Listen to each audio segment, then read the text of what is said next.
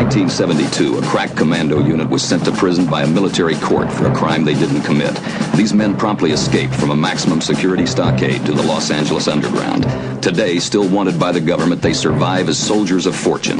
If you have a problem, if no one else can help, and if you can find them, maybe you can hire the A-Team.